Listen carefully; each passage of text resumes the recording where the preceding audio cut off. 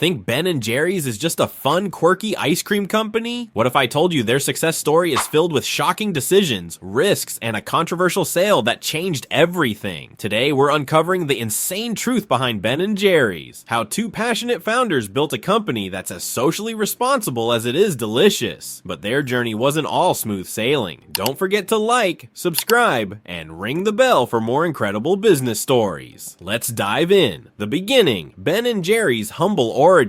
In the early 1960s, two 12-year-old boys, Ben and Jerry, met in gym class, often referred to as the slowest, fattest kids in class. They formed a bond through their struggles, including Ben's argument with the gym teacher about running a mile in under 7 minutes and Jerry's fainting during a run. Little did they know, this unlikely friendship would set the stage for a billion-dollar business. After school, Jerry tried pursuing a career in medicine, but after being rejected by over 40 medical schools, he resorted to a job as a lab tech, blending cow hearts. Ben, on the other hand, had a series of menial jobs, including working as a janitor and at McDonald's. A hippie at heart, Ben hated corporate life and tried his hand at pottery, but struggled to make a living. By 1973, both were dissatisfied with their careers. Jerry moved to New York to live with Ben, and together they began brainstorming what they could do to escape their unsatisfying jobs. They wanted something that would give Ben freedom from a boss and allow Jerry to leave behind his medical mishaps.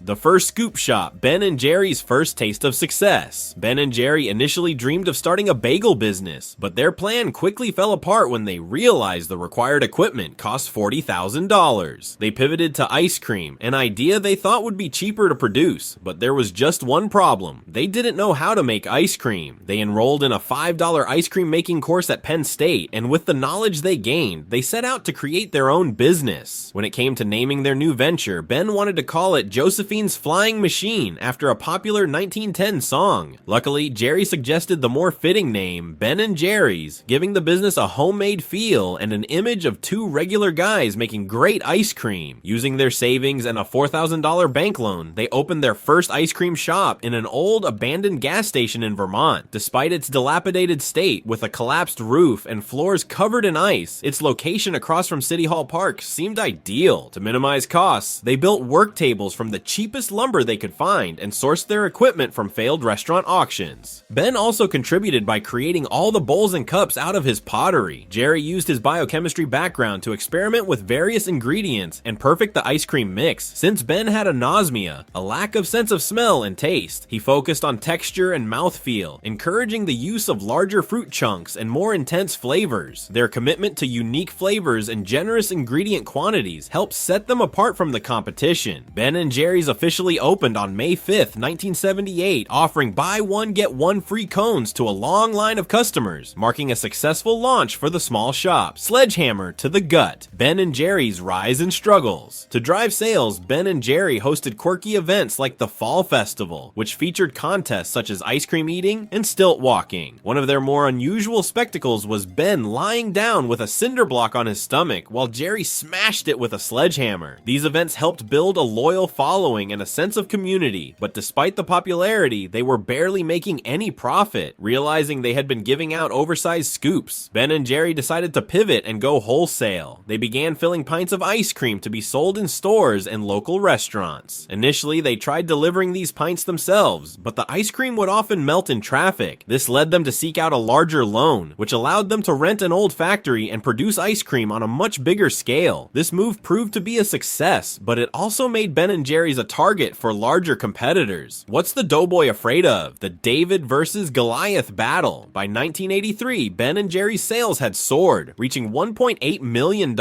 However, that same year, Pillsbury bought Häagen-Dazs, a much larger ice cream brand. As Häagen-Dazs was a major competitor, Pillsbury began to view Ben & Jerry's as a threat. In 1984, Pillsbury issued an ultimatum to ice cream distributors. They had to choose between Ben & Jerry's or Häagen-Dazs. With Häagen-Dazs dominating the market, distributors opted to drop Ben & Jerry's from their offerings. Facing this monopolistic tactic, Ben & Jerry lacked the time and resources to fight Pillsbury in court. Instead, they decided to take the issue to the court of public opinion. They launched a bold marketing campaign with the slogan, "What's the doughboy afraid of?" to portray Pillsbury as a corporate giant trying to limit consumer choice. They took out ads in Rolling Stone and set up a hotline to encourage customers to voice their complaints directly to Pillsbury. The public backlash backlash was swift and powerful, forcing Pillsbury to relent and allow distributors to carry Ben & Jerry's again. This victory not only restored their business, but also brought in new customers, solidifying Ben & Jerry's place in the market. With the company growing and the competition shrinking, Ben & Jerry's appeared to have made it. However, what should have been the ultimate entrepreneurial dream was about to become their greatest challenge. Activist ice cream, a business with purpose. Ben & Jerry never envisioned building a large company. However, as their ice cream business grew, the pressures of running it became overwhelming. They even considered selling the company. But after a conversation with a broker who said, if there's something you don't like about business, change it, they decided to keep going and use their company as a force for good. Ben & Jerry's implemented a policy where the highest paid employee could only earn 5 times more than the lowest paid worker, and created the Ben & Jerry's Foundation, dedicating 7.5% of their pre-tax profits to fund community projects. When sales surged, they faced the need for a new $2.5 million